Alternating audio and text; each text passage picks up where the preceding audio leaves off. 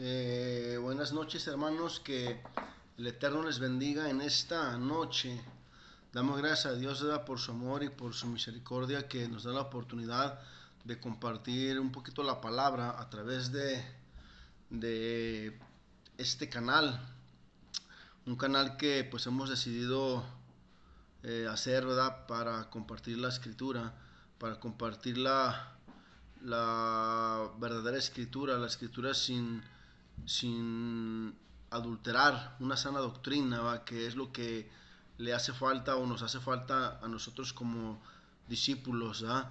Y pues tenemos algún tiempecito, ¿verdad?, que estamos tratando de tener una comunión con el Señor para que pues sea su espíritu, ¿verdad?, que nos dé la correcta interpretación, ¿verdad?, porque ya en estos tiempos, ¿verdad?, han surgido tantas doctrinas, tantas herejías, tantas sectas, ¿verdad?, dentro del cristianismo, ¿verdad? El mismo cristianismo pues más bien hoy es como el pseudo cristianismo, ¿verdad?, que literalmente pues significa algo parecido, algo similar, una imitación, algo falso, ¿verdad? Y pues tristemente, hermano, ¿verdad?, eso es lo que hoy en día, en la actualidad, pues es lo que se ha estado predicando, ¿verdad? Un evangelio muy adulterado, ¿verdad? Y pues con esto, hermano, pues sabemos que pues todos los que somos, los que nos consideramos seguidores de Jesús, discípulos, pues la gran mayoría, ¿verdad?, si no es que todos, lo hacemos con un corazón lleno de sinceridad, ¿verdad?, con muy buena intención de conocer a nuestro Salvador, ¿verdad? Pero pues desafortunadamente, hermano, escudriñando la escritura nos damos cuenta, ¿verdad?, que la palabra ha sido tergiversada en el paso de los años, de la historia, desde hace muchos años atrás, hermano, desde hace miles de años, aun cuando pues existía aún el pueblo de Israel, ¿verdad?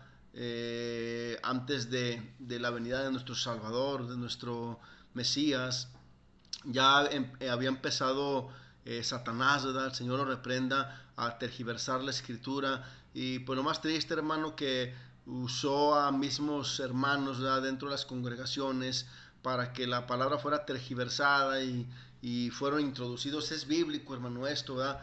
Es bíblico acerca de que dentro de las congregaciones hay infiltrados, ¿verdad?, que tergiversan la escritura, que la cambian, la adulteran y pues vienen disfrazados de ahora sí que de siervos, de pastores, de maestros, y pues nosotros hemos caído en esa trampa, ¿verdad?, del enemigo, ¿verdad?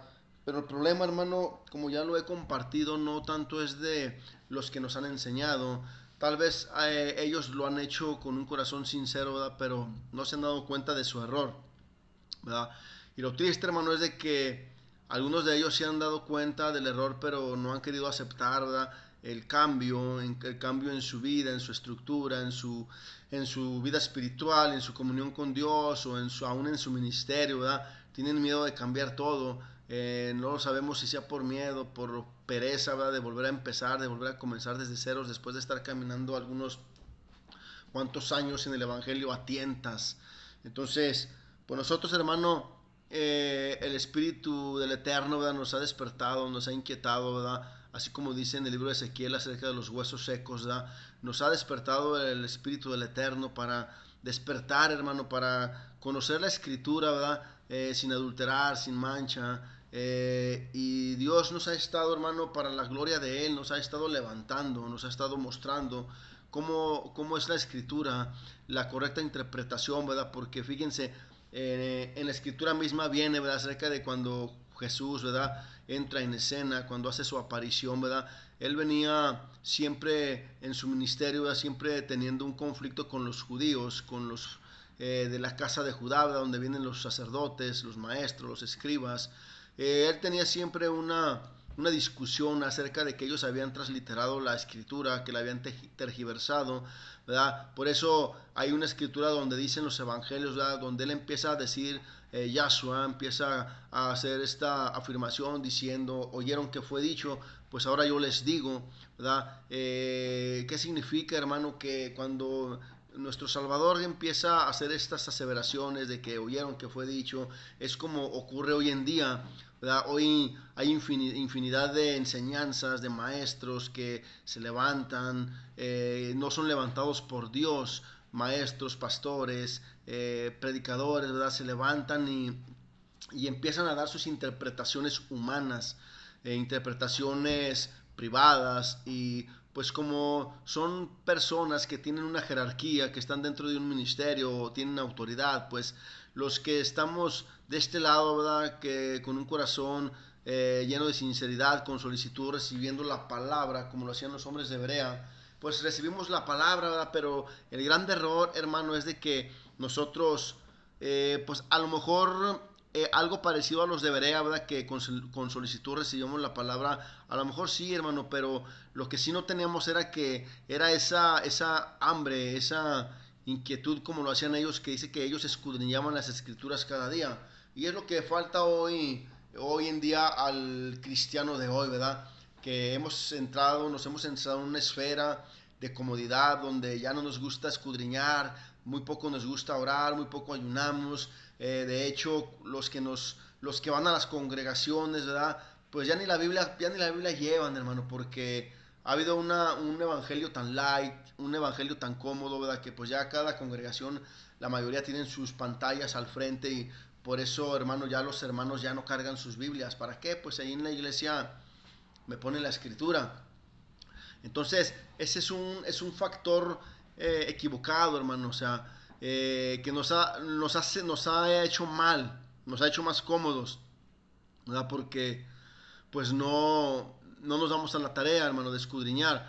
Por eso en la escritura, hermano, habla acerca de los hermanos en la antigüedad, los discípulos de antaño, primitivos. Ellos buscaban congregarse, hermano, precisamente por eso, porque había un hambre, hermano, había un hambre de la escritura, de la palabra del Señor. Por eso Pablo daba un consejo, ¿verdad? Una exhortación de que no se dejaran de congregar, como algunos ya lo habían tenido, ya lo tenían por costumbre, porque era la única manera, hermano, de que ellos podían escuchar la palabra de Dios, ¿sí? Entonces, hoy en día, hermano, que hay la libertad de culto, la libertad de expresión, que hay infinidad de iglesias, hermano, aún a pesar de eso, hermano, pues ya como que caímos en una frialdad, en una comodidad, ¿verdad?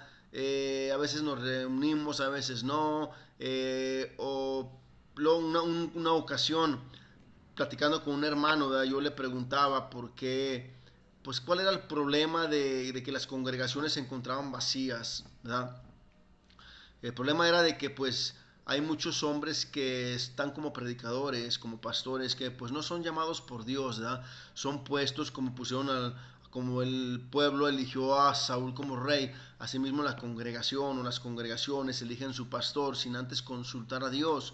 Lo eligen, ¿por qué? Porque tienen necesidad, porque tienen el hambre de que alguien les predique la palabra. Entonces, el problema, hermano, es de que no oran a Dios, no piden la guianza del Espíritu del Eterno, y toman la decisión humanamente, y a veces eligen a los hombres equivocados.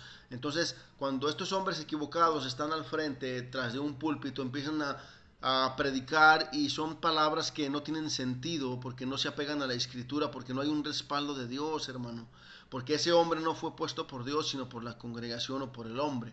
Entonces, en base a eso, hermano, ha habido tantas doctrinas equivocadas, tantas doctrinas que han causado confusión en las iglesias, las llamadas iglesias hoy en día, ¿verdad? Iglesias que yo me atrevería a decir, hermano, que pues no son iglesias del Señor, ¿verdad?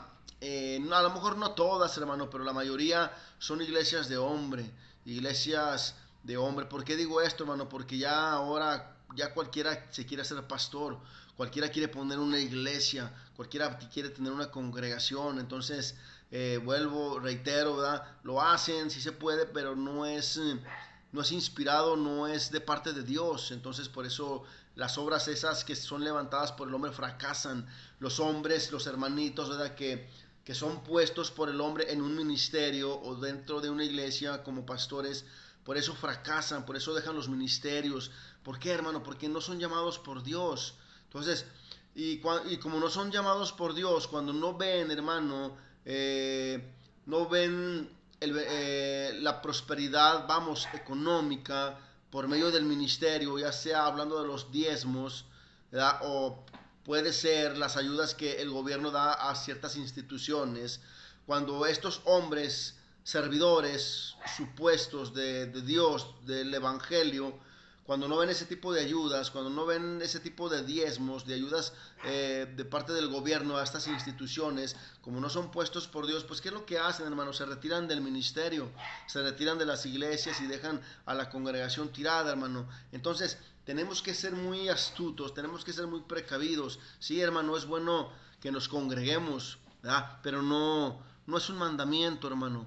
Usted vaya a la Biblia, vaya a la Escritura y busque en el Antiguo Pacto si hay un mandamiento que hable acerca de que nos teníamos que congregar. En el Nuevo Pacto tampoco se habla de eso, hermano. Nada más en el libro de los Hebreos el apóstol Pablo hace una exhortación o da un consejo, ¿verdad? Pero, hermano, le repito, era porque antes